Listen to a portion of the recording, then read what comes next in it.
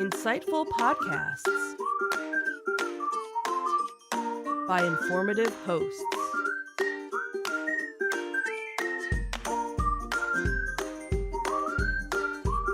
Insights into Things, a podcast network.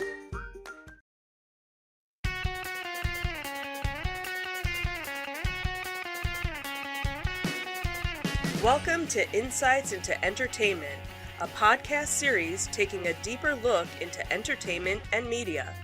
Your hosts, Joseph and Michelle Whalen, a husband and wife team of pop culture fanatics, are exploring all things from music and movies to television and fandom. Welcome to Insights into Entertainment. This is episode 108, Muppet Mansion and Real Lightsabers. I'm your host, Joseph Whalen, and my loving and motherly co-host, Michelle Whalen. Aww. How you doing today, dear? I'm doing okay. How are you? Doing well. So an early Mother's Day. Happy Mother's Day to you. Thank you. We're actually recording quite a bit late this week off our new schedule. We're back on the weekend here, so it's Saturday we're recording now. Right, where we haven't been doing that for a while now. Yeah, I got tied up at work with some projects the last couple of days, so we just didn't have the time in the evening to do the podcast. Yeah. Anyway. But it works out because we had like extra stuff that showed up, That's news true. Stories that we would have had to, do a lot later, so it's a little bit fresher than it would have normally been. That's true. We got some bonus stuff in. Yep. So today we're going to be talking about Halfway to Halloween at Disney. And we're also going to be talking about Disney bringing back their college program. And then in our Tales from the Edge of the Galaxy, we'll take a look at a real-life lightsaber, kind of. And we'll also talk about Cara Dune possibly returning to the Star Wars universe. Probably not, but possibly. You never know. You never know. Stranger things have happened. Indeed. Then in our entertainment news, Woody Harrelson gives a helping hand, and Loki is arriving a little earlier than we thought. Then we'll finish up with our insightful picks of the week, and then we have a couple of upcoming events we're going to highlight at the end of the show. Before we do that, though, I would invite folks to subscribe to the podcast. You can get video versions of all of our shows looking up Insights into Things, or you can get audio versions of this podcast just looking up Insights into Entertainment. Available on Google, Apple, Spotify, Stitcher, any place you can find podcasts these days. I would also invite folks to reach out, give us your feedback, tell us what we're doing right, what we're doing wrong. You can email us at comments@insightsintothings.com. You can hit us on Twitter at insights_things. On Facebook, we're at facebook.com/insightsintothingspodcast. On Instagram, we're at Insights Into Things, or you can get us on our website, and all those links on the website at www.insightsintothings.com. Are we ready? Sure. All right.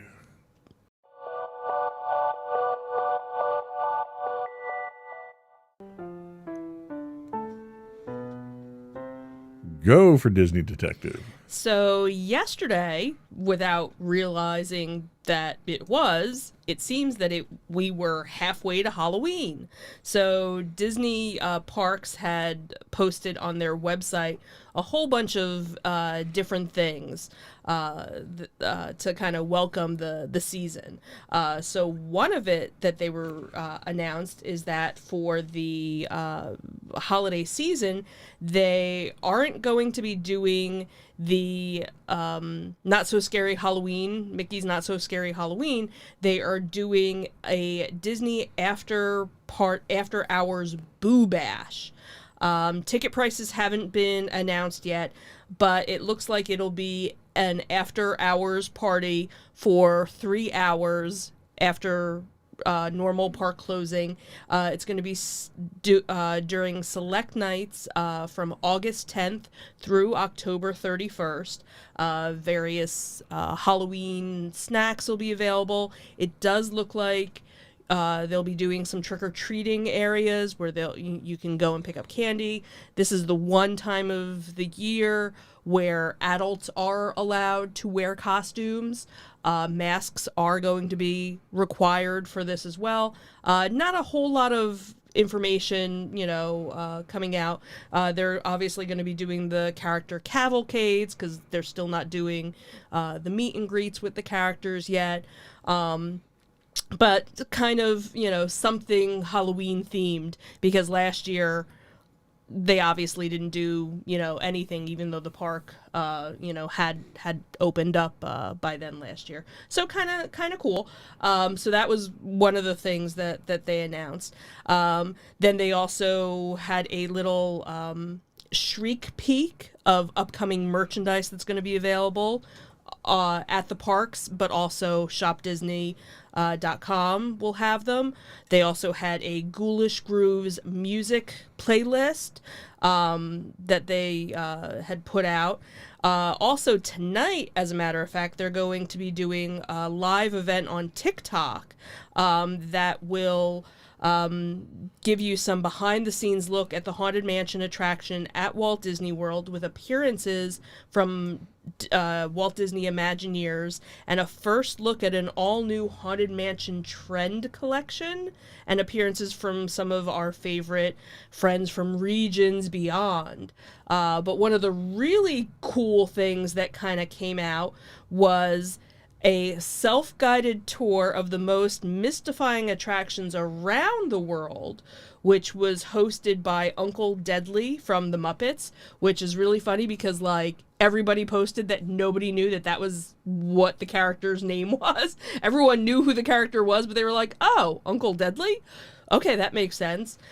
But what's really awesome and came out, and everybody was talking about it yesterday, is that this fall on Disney Plus, there is going to be a Muppets Haunted Mansion special that's going to be airing. Yay! Why? Why are you so excited about that? Oh, I don't know.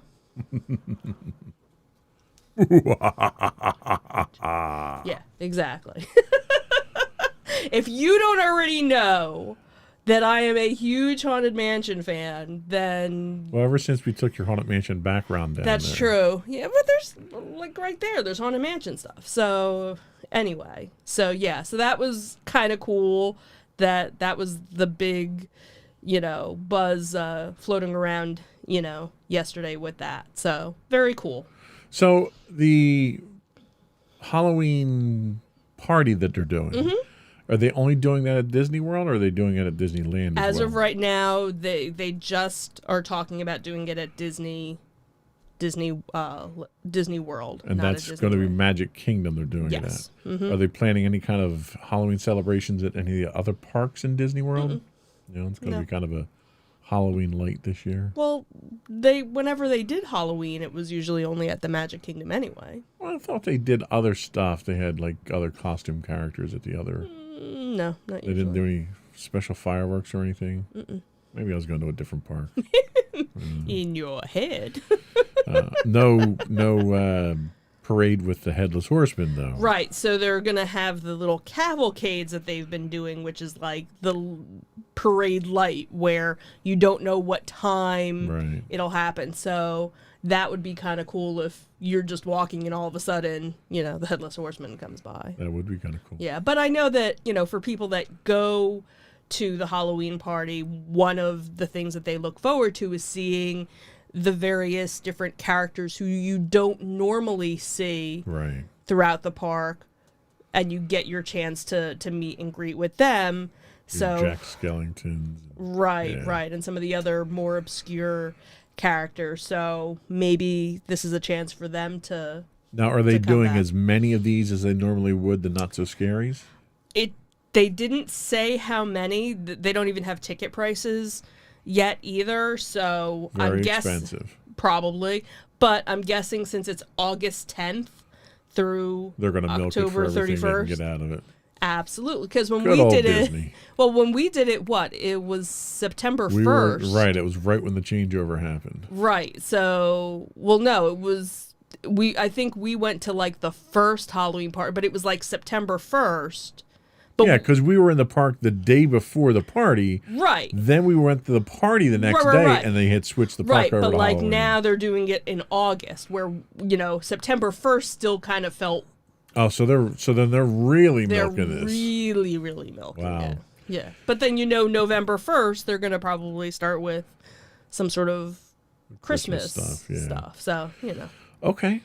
So tell us about the Disney College program. So this was another positive thing that came up this week also, was that Disney had announced that the Disney College program would be returning to Walt Disney World in June of 2021. On their official website, they had said, that as an industry and community continues to bounce back, we're going to be welcoming back thousands of cast members to work, and we're also going to start recruiting efforts, at Walt Disney World, blah, blah, blah, blah, blah. And they were saying that students who were already in the program, who ended up getting their program cut short, they were going to be receiving emails that they could reapply, and they would kind of get the preferential treatment to come back, as well as new students could be invited to apply as well. The program again got cut short last year as of, and unfortunately they really didn't have much warning because everything kind of shut down quickly. So as of March 18th of 2020, the program had stopped,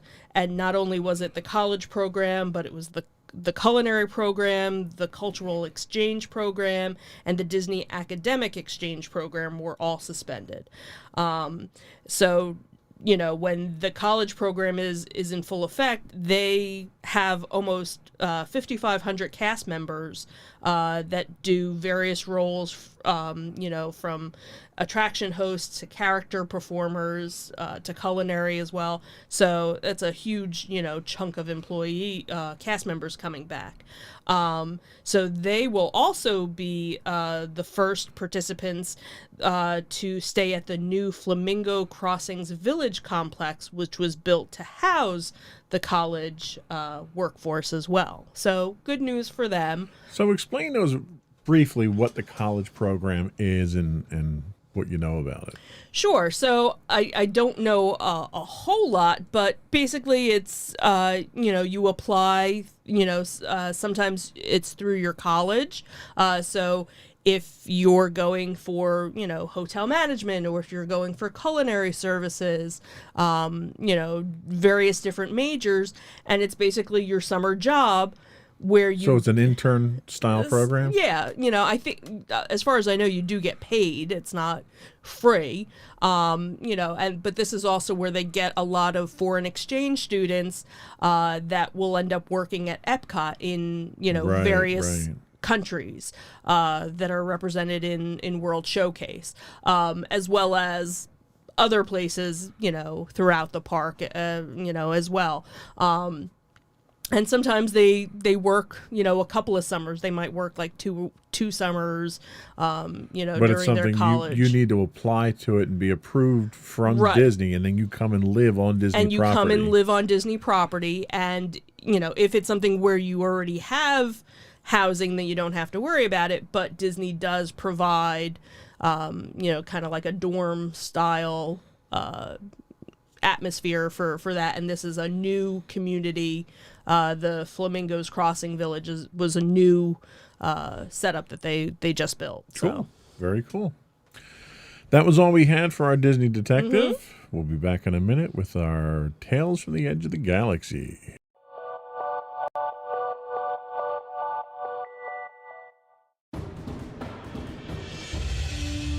For over 7 years, the Second Sith Empire has been the premier community guild in the online game Star Wars: The Old Republic. With hundreds of friendly and helpful active members, a weekly schedule of nightly events, annual guild meet and greets, and an active community both on the web and on Discord. The Second Sith Empire is more than your typical gaming group. We're family. Join us on the Starforge server for nightly events, such as operations, flashpoints, world boss hunts, Star Wars trivia, guild lottery, and much more. Visit us on the web today at www.thesecondsithempire.com.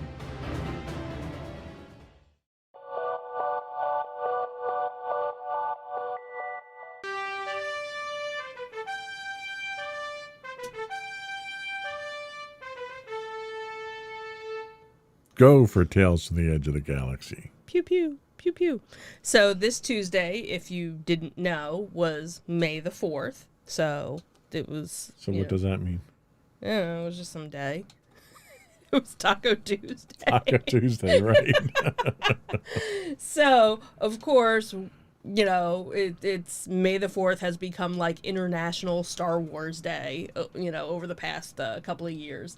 And one of the really cool news items that came out was Disney's real life lightsaber and how it looks. So it popped up all over the place. There were all these little teasers. Disney has made that. So there were all these little teasers that popped up, and actually what the teasers really were for was for the Star Wars themed hotel.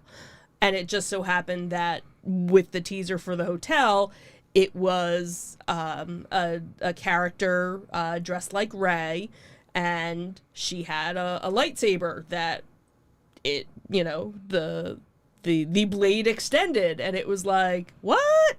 But what was, you know, and this was something that actually a bunch of reporters had actually already seen back in April.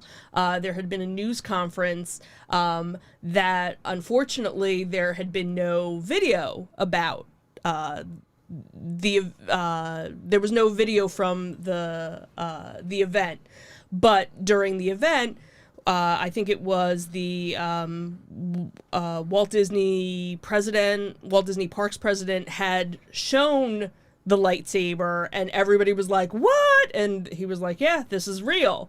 So it wasn't until this video that came out on Star Wars Day actually got to show the video. So we've known for a while that Disney was working on some sort of real type of lightsaber, and obviously there was patent information that came out, but this was the first time that we got to see it. But again, most of the video was talking about the Star Wars Galactic Star Cruiser Hotel, which is going to be opening up in 2022, which is featuring a 2-day, 2-night story living adventure where guests are transported aboard the Halcyon Star Cruiser, and one of the things is a lightsaber training. So as of right now, as far as we know, you can't buy the lightsaber. It's just a prop that they're using as part of the show. But what was really cool was just the fact that you could see it, and in the one in this article, which was from CNET, the one journalist talks about, you know, how she thinks the lightsaber was made, and kind of goes through and she kind of makes her own with a lot of tape. It's actually kind of cute, but it's an interesting concept because it's kind of the idea of a tape measure that it, you know, extends that way and retracts that way, and obviously lights up with LED lights and whatnot, but looks really cool. So obviously lots of people have been watching it over and over, and everybody's like, when can I buy one? But again, as of right now, there's no word as to if it's something that's even going to be available for consumers to purchase. And given the sensitive nature of this and how much money Disney has invested in it with the patent and everything, it's highly unlikely they're going to be selling this or putting it in the hands of average consumers anytime soon. Yeah. But, you can still go and do your Savi's workshop Right. and build your own lightsaber there when you're at Galaxy's Edge. Well, and I could also see, too, because if you remember years and years ago when Disney had redone a bunch of stuff at the Haunted Mansion, they had gotten these special patents for the flickering lights. Right.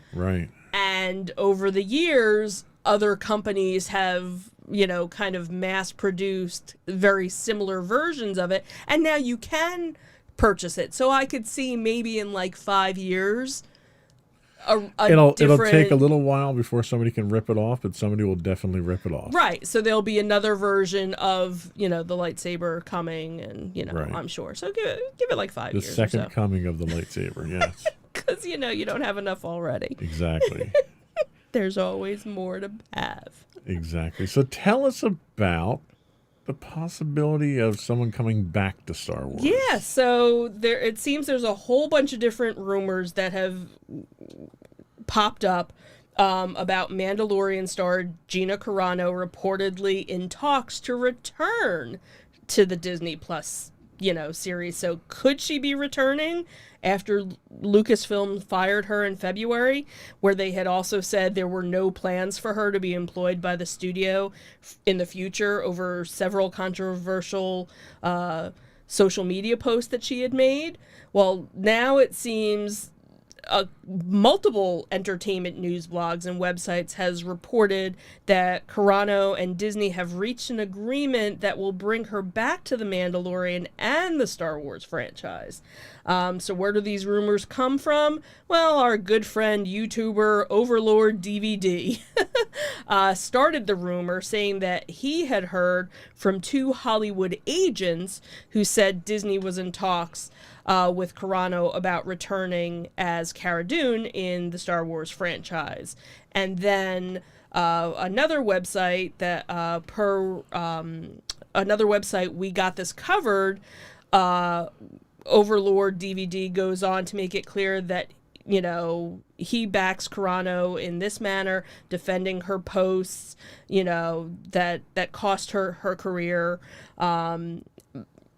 So far, nobody really knows much of anything, but like everybody has heard all these various rumors. The person that wrote this article had reached out to Disney Plus for comment and hadn't heard from anything, from anyone on it. But what was interesting was one of the things that had happened was when she had gotten fired from Lucasfilms, her episode of Running Wild with Bear Grylls had gotten pulled. Well, it seems since the article came out, she had posted on Twitter saying, "Want to hear something cool? Just so happens you will be able to see my Bear Grylls episode on Nat Geo after all. Bear is a real one. I'm so glad you're going to get to see it. My heart is so full." So now it kind of makes you wonder, or were they just being nice and like, oh, we had this extra episode, let's play it. Well, and when's Disney nice? The only time Disney is nice is when there's just something in it for Disney. Yeah. And to be honest with you, in a way, I kind of would like to see the character come back because I think it was a great character. Mm-hmm. Yeah. And everyone is entitled to their opinion, even if they're wrong. Mm-hmm. So the thing is that you can almost guarantee that when she signed a contract with Disney, right, that there were certain clauses in the contract. There's a non-disparagement clause, and there's usually some form of morality clause and stuff like that. So things are spelled out in these contracts so that you don't make your employer look bad, right, by how you conduct yourself in the public image, because they're projecting you into the public. Mm-hmm. And if you get out there in the public, you're representing the company. And Disney does not want to have their reputation tarnished, despite all the child stars that Disney has produced that has done nothing but tarnish their reputation as a family-friendly organization. Well, yeah. So there's certain rules that you're expected to play by. And if you choose to not play by those rules, then you can't be employed by Disney. And that's really what this came down to. It wasn't, a lot of people say, oh, well, Disney's infringing on Gina Carano's right to free speech. Well, no, they're not, because she signed a contract that said Right. she wouldn't do certain things. Right. And when you do things you said you weren't going to do in your contract, you're in violation of your contract. Right. So, she's welcome to have those opinions, but Disney doesn't want her expressing those opinions as a representative of their company. As long as you don't do that, you're fine. Right. Right. The character itself, she played a fantastic role in the universe. I think the character had a lot of strong points. The character, and I think this is probably where I take my issue with, is that the character itself was a role model for young girls out there. And when you do that, that role model image is transferred to the actor or actress in this case. And when that person doesn't live up to what that role model is in their public life, then Right. you're shattering that role model image for those young kids. Right. And that's really where I take exception with it. So play by the rules. I hate to say it this way, but keep your mouth shut Right. and do your job. Right. And that's the thing. And as we've mentioned numerous times, there are so many celebrities that we don't know what their political affiliation is. Right. Because they never talk about it. That's just not what they do. Obviously, there are many who are very vocal about where they stand on any side of the issue. But, Well, I don't want my entertainers to be political. I want my entertainers to entertain me. Right, and that's where... I watch TV and movies and go to concerts and go to plays and do all these other things so I can escape all this reality, all this stuff that I have to deal with. Right. The last thing I want is for people like, Bruce Springsteen doing political speeches on stage at his shows, or who was the other guy that just got COVID? Ted Nugent. Oh, yeah. I mean, I'm not paying to go to a political rally. I'm paying for you to Right. entertain me. So just I get shut up and entertain me. Right. It's that simple. And that's the thing, is that if she had, not said anything and just not posted anything, and if it was something where she felt the need to say something to a group of friends, she probably would have never been fired. Right. It would have been fine, and we wouldn't be going back and forth week after week. Is she hired? Is she not? Is she Right. hired? Is she not? And this is a life lesson about social media. Social media is a cesspool. If you post something on social media, even on social media sites where it's up there temporarily on there, it's going to be on the internet forever. Okay? Yeah. Understand that. Right. So whatever you do, make sure that you're doing it knowing that everybody's going to see it. It's always going to be up there, and everyone's going to hold it over your head for the rest of your life. Right. If you're not willing to accept those consequences, then you shouldn't be on social media. And you see that happen time and time again with, celebrities who posted something 10 years ago. Yep. And now they feel differently about it, but yet people, trolls are the first ones to find, well, you said this. Yep. And Celebrities, half the time they're like, we politicians, don't even remember saying it. any kind of public Yeah, official, you're absolutely. susceptible to that. So Absolutely. don't do it. It's literally, it's that simple. I mean, you can't explain it any simpler Yeah. than that. So that's all we had for our Tales from the Edge of the Galaxy. We'll be right back with our entertainment news of the week.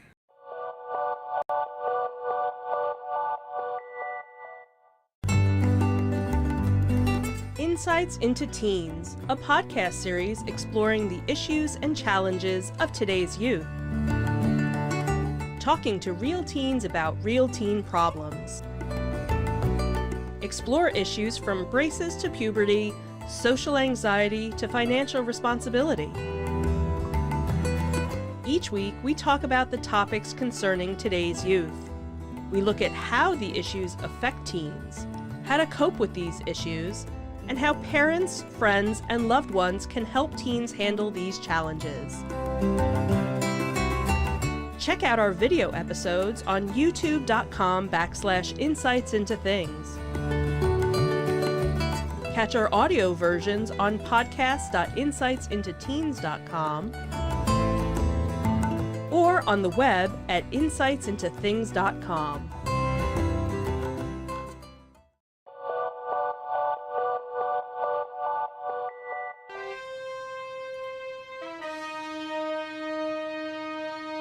Go for entertainment news. Dum dum dum dum dum dum dum dum. So this was a cute story that had popped up. So a Wall Street Journal reporter and her boyfriend, who happens to be a music producer and audio engineer, happened to be moving their stuff out of their New York City apartment over the weekend, and they got some very random help from a very famous Woody Harrelson. So last Saturday, she had posted a photo of her and the Zombieland star holding a houseplant and smiling for the camera on Twitter with the caption that kind of went viral, and it said, "Woody Harrelson helped us move out of our apartment today. Love you, NYC." And then they had told the an article later on, that they were just thinking like, gee, this would only happen in New York. So what they were saying was, they didn't want to actually burden him with helping, but he was the one that actually offered to help. And it was just one of those chance things that kind of happened right place at the right time. So what was happening was they were loading up a U-Haul that they had just at the exact moment that Harrelson was on the hunt for a city bike station. And he actually stopped the couple and asked if he knew where the closest one was. And they said that he, kind of gave off total dad vibes, and basically he insisted on helping them move. So it was just really sweet that, they were loading up the U-Haul and he's helping, to carry the plant. And he even made a comment about the one plant kind of looking like it, needed to be watered a little bit more. And she's like, yes, I know that it's basically dying. And yes, I know, he told me it needed more water too. The boyfriend said that, after he helped, he resumed his search for, the city bike. And then later the couple did say that, everything made it to the new home except for the plant. They actually did leave the pathetic plant on the side of the road. And they said, we left it on a street and hopefully for a better home. And she goes, I have some fantasy in my head that Woody came back for it later on and saved it since he was so concerned. So it was a cute little story. That's so funny. Yeah, yeah. Only in New York. Yeah, that's only for in sure. New York, like, hey, you need some help, and it turns out to be Woody Harrelson. Like, Well, that was like the story a few weeks ago when Billy Joel was driving around and he saw the piano out right. on the Yeah, that curb. was a couple of months ago where the piano was there, and he's like, oh, let's see how this Came works. over, and, played a and few just started bars. Yeah. playing home. Yeah. Yeah. Only in New York. One of the advantages, I guess, of living in New York. Yeah. So tell us about Loki. Yeah, so this was a story that you had shared with me. So it came from eonline.com, and it seems that the God of Mischief is at it again. So on Wednesday, Disney Plus had revealed that their highly anticipated Loki series will be arriving sooner than planned, as a new teaser, which they had released, that originally it was supposed to be starting to air on June 11th, but now it's going to be airing on Wednesday, June 9th. So it was really kind of cute because they had Tom Hiddleston break do the announcement where he's like, hey, it's me, it's Tom. Look, sorry to interrupt, but we've been seeing these long superhero montages, and Loki kind of tends to get, left out. So I'd go on, but, maybe let me just tell you that, Wednesdays are now the new Fridays, because obviously we know Fridays has been when all the Disney Plus shows have been premiering. So now it seems they're going to be starting on Wednesday. So this was a cute little video because, of course, just a couple days before, we had the new Marvel trailer that came out, kind of getting everybody ready for the new movies that will be launching, later this year and, into next year and the following year. So this was kind of a cute little, teaser after that of, hey, guess what? Loki's coming a little early too. So. Well, that's good to know. Wednesdays are going to screw up our podcasting now again. Well, no, you guys do your podcast, and then after you guys are done with your podcast, then we can watch Loki. Well, that makes for a late evening then, doesn't it? Why? We do TV time at 8 o'clock. Well, that's going to cut into your TV time. Well, TV time will now be family TV time. That's true. That is true. Dude, it's Loki. I guess we'll have to just make it work, right? If it's important, you make the time. Exactly. And your daughter was very excited after seeing the extended trailer of Loki. So. Oh, nice. Yeah. Nice. Well, Mommy was really excited about Loki, too, but that's a whole other thing. Anyway, so that's all we have for our entertainment news. We'll be right back with our insightful picks.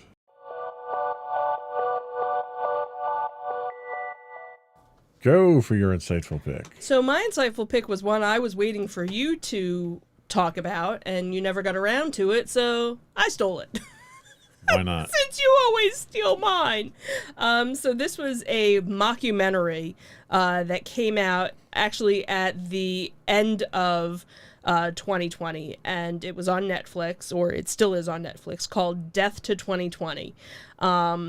And it's it's actually a very comedic retrospect from the creators of Black Mirror.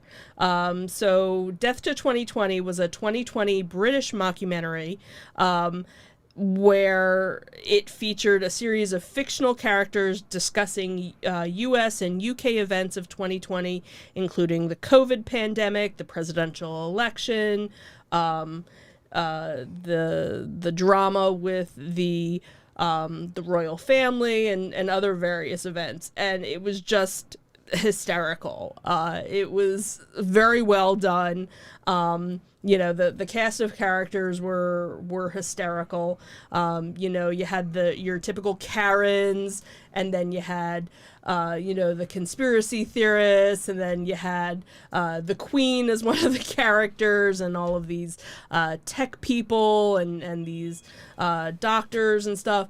And it was just really well done. It was, if you needed a good laugh about what 2020 was, this was definitely it. I know you were crying a lot of the time while we were going through this. So again, it's May. So if you maybe forgot a lot of what 2020 was, it's a good thing to kind of go back and watch. And what's kind of funny is at the end of the documentary, they have various characters kind of give a tagline to what they predict 2021 is going to be like. And of course they make it out to be a lot worse than what it is. But it was a good time to kind of sit back and laugh about, the year. Okay, good pick. Thank you. I know, because I was going to use it. Right. And you never did. So Right. I got it.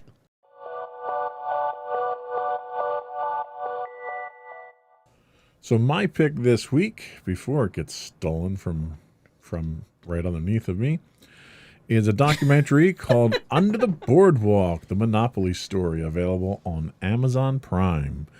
Under the Boardwalk, the Monopoly Story is actually a 2010 documentary presenting a series of stories about the board game of Monopoly and those who play it. The film was narrated by Zachary Levi and directed by Kevin Tostado. The film premiered at the 2010 Anaheim International Film Festival.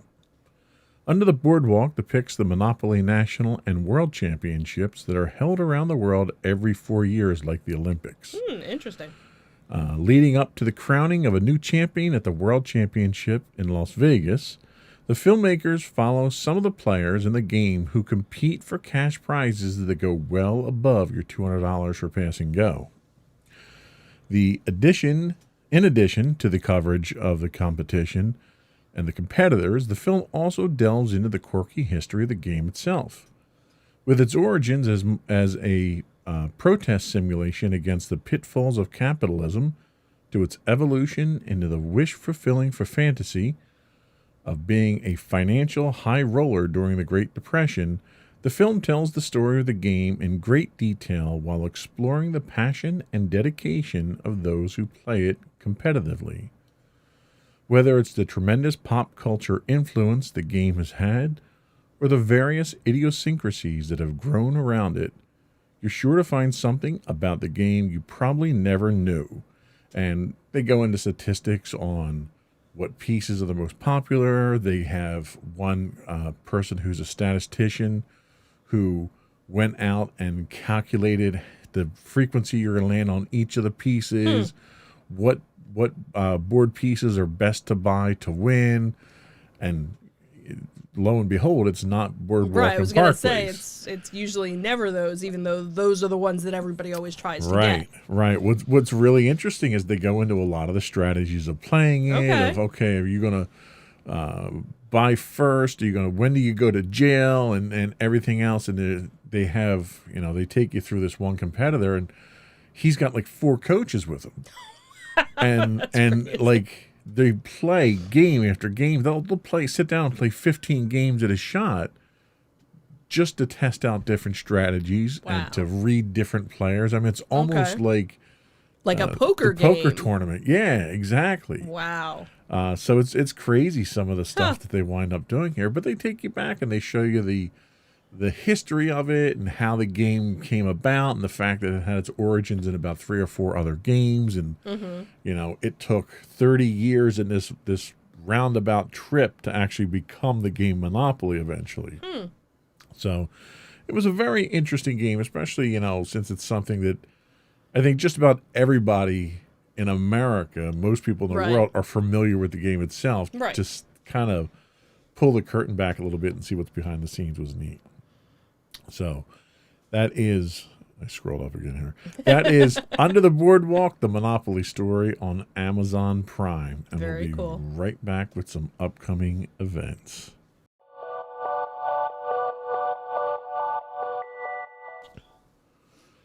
What do you got? So things are starting to kind of open up, I guess, as we have been seeing. So one of the yearly events that we always like to attend that wasn't going on last year but will be going on this year is the New Jersey Renaissance Fair, which it's only for 2 weekends. It's May 29th and 30th and June 5th and 6th. And the website is njrenfair.com. They had posted that we were thrilled to announce the good news that the New Jersey Renaissance Fair is on for 2021. We're looking forward to celebrating our 11th season with you. One of the things is you do need to purchase tickets in advance. Normally you could purchase them in advance, or you could purchase them at the gate. Now you have to purchase them beforehand, and masks are required in all areas of the property unless you are eating or drinking, and you have to stay still while you're eating or drinking, and obviously maintain a distance of 6 feet from anyone that's not from your household. They're going to have extra hand washing and sanitizing stations as well, and they are also limiting the event to 50% capacity per day. So again, once tickets have sold out for a day, that's it, no more, and no guests that day. Tickets are $25 for adults, and for children 5 to 12 it is $10. So that's one of the events that we're looking forward to doing. And another where they had already posted the dates, but it was kind of like a tentative date, was for RetroCon. which is September 25th and 26th, and that's done at the Pennsylvania Convention Center in Oaks. They had announced earlier this week that, basically they had said that with Pennsylvania lifting a lot of the COVID restrictions as of Memorial Day, we feel comfortable to shift our show's promotion into, the next gear. Weekend tickets for RetroCon are now available for purchase, and you can reserve your tickets. Basically, the only ticket that you can buy online for them is a ticket for the full weekend. They are going to be selling tickets at the door for this. So Saturday, tickets are $20. On Sunday, they are $15. Kids 12 and under get in free with any paying adult. And then again, buying a ticket online is $26 for both days. So that's something, as it gets a little bit closer, they'll be announcing guests. They usually have, like 10 celebrities that show up. Usually, not very big celebrities that you would see at, like, Wizards or... Well, we did get to sit in on the one panel with Dwight true. Schultz and Benedict. No. Yeah. Yeah. From the A-Team. The guys from the A-Team. Yeah, I feel bad about that now. Yeah, don't you? You're going to have to... Dirk Benedict. See? There you go. Dirk Benedict. Yeah. So... I keep thinking Templeton Peck, but no, that's who he played. Right. So there's usually, a couple of different, celebrities that show up, and it's a great one to go to if you're looking for old collectible Tons toys. Of vendors. Some retro gaming going on there usually. You got some arcade games going on. And it's usually pretty spaced out. Yeah. It's not well, one of because that expo center's huge. Right. So I'm sure they're going to do even more to make it, spaced out. But also by September, maybe things will be, in a better situation. One could hope. So, again, nice to have something not virtual. Yep.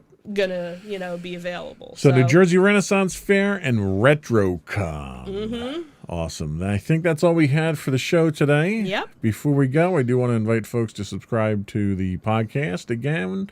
Video versions are available under Insights into Things. Audio is available as Insights into Entertainment.